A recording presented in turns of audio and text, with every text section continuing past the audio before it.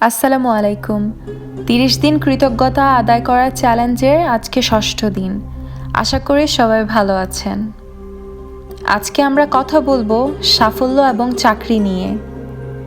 এমন কেউ একজন দরিদ্র পরিবারে জন্মগ্রহণ করেছে এবং শূন্য থেকে শুরু করে অনেক কম শিক্ষা থাকা সত্ত্বেও প্রধানমন্ত্রী বা তারকা হয়েছে, অথবা অর্থের প্রাচুর্য গড়ে পৃথিবীর সর্বধনী মানুষ হিসেবে পরিচিত হয়েছে, অথবা কিভাবে দুজন মানুষ একই পেশায় কাজ করে একজন খুবই সফলতা পেয়েছে, অপরদিকে আরেকজন খুব কঠোর পরিশ্রম করেও সাফল্য পাচ্ছে না।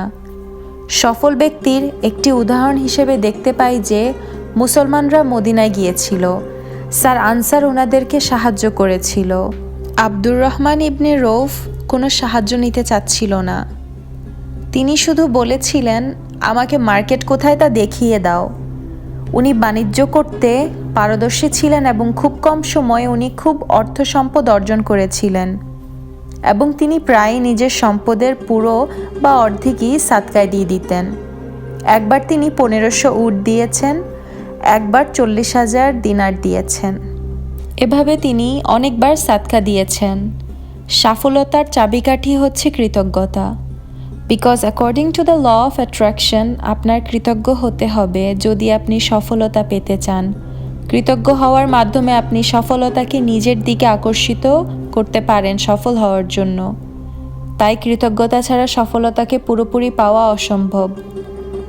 নিজের কাজে সাফল্য পাওয়ার জন্য যেমন বিভিন্ন কর্মের সুযোগ, প্রমোশন, অর্থ সম্পদ, বিভিন্ন রকম আইডিয়াস, অনুপ্রেরণা এবং সংবর্ধনা পাওয়ার জন্য নিজের কর্মের ওপর কৃতজ্ঞ হতে হবে। আপনার মধ্যে যতটুকু কৃতজ্ঞতা আছে আপনার ততই কৃতজ্ঞ হতে হবে।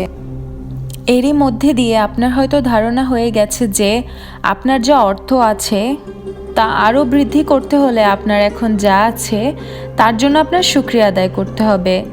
যাদের নিজের কাজের প্রতি কৃতজ্ঞতা আছে তাদেরকে আরও বেশি অর্থের প্রাচুর্য দেওয়া হবে। আর যারা নিজের কর্মের প্রতি বা তাদের যা আছে তারা তাদের কর্মের প্রতি সন্তুষ্ট নয়, তাদের থেকে বরং তাও নিয়ে নেওয়া হবে। যখনই আপনার কর্মের প্রতি আপনি কৃতজ্ঞ থাকেন তখনই আপনি আপনার কর্মের প্রতি বেশি সাফল্য পাবেন। এবং আপনি যদি কৃতজ্ঞতা প্রকাশ না করেন আপনার কর্মের প্রতি, তাহলে আপনি সে সাফল্য পাবেন না, বরং যা আছে কমতে থাকবে।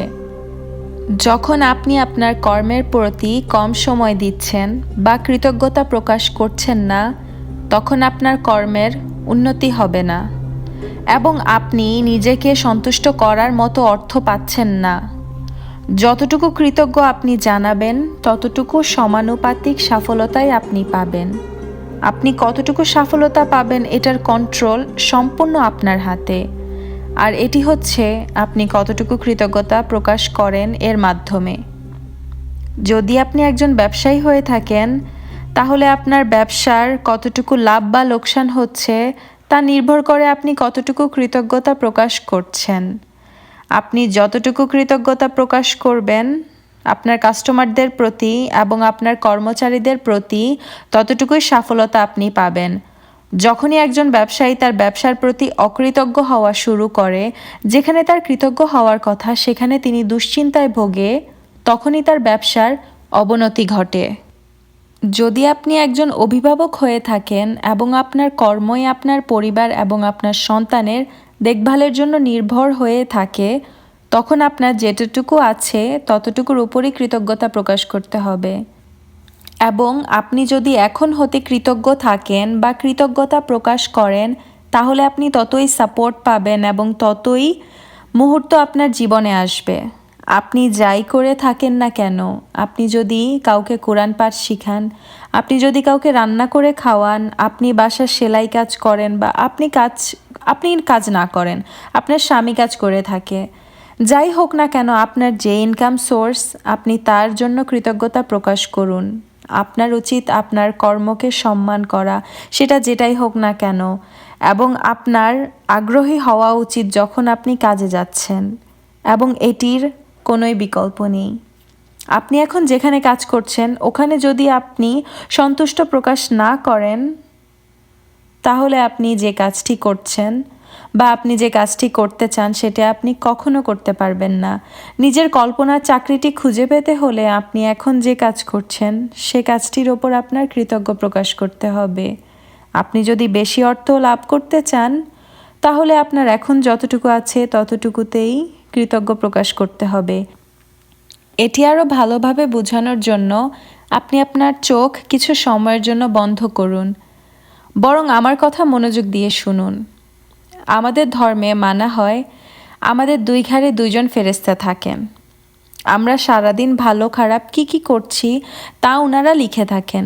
কল্পনা করুন এই দুই ফেরেশতার কথা, এবং আগামী 24 ঘন্টায় আমরা যেই কাজ করে থাকি না কেন, হতে পারে আমাদের বাসায় বা বাহিরে, যখনই আমরা কোনো নেগেটিভ চিন্তাভাবনা করে থাকি তা আমাদের বাম কাঁধের ফেরেশতা আছেন, তিনি হয়তো অনেক বড় লিস্ট লিখে ফেলেছেন। তখনই আমাদের নেগেটিভ চিন্তাকে পজিটিভ চিন্তায় পরিবর্তন করতে হবে আমাদের কৃতজ্ঞতা ও সন্তুষ্টির মাধ্যমে, এবং ভেবে নিতে হবে যে আমাদের ডান পাশে যিনি আছে তার লিস্ট অনেক বড় হয়ে গেছে এবং তিনি আরও লিখতে পারেন। যখনই আপনার মাথায় কোনো নেগেটিভ চিন্তা আসে আপনার কর্মসংস্থান নিয়ে, তখনই আপনি চিন্তা করবেন আপনার দোনো কাঁধের ফেরেশতা কী লিখছেন আজ আপনার নামে। এখন চিন্তা করুন আপনার এত বড় কৃতজ্ঞতার লিস্ট যখন আল্লাহর কাছে পৌঁছাবে তখন তিনি আপনাকে কিভাবে পুরস্কৃত করবেন। আপনার মস্তিষ্কের দরজা খুলুন এবং ধন্যবাদ জানান সে সকল মানুষকে যাদের বা যে সূত্রে আপনি উপার্জন করছেন।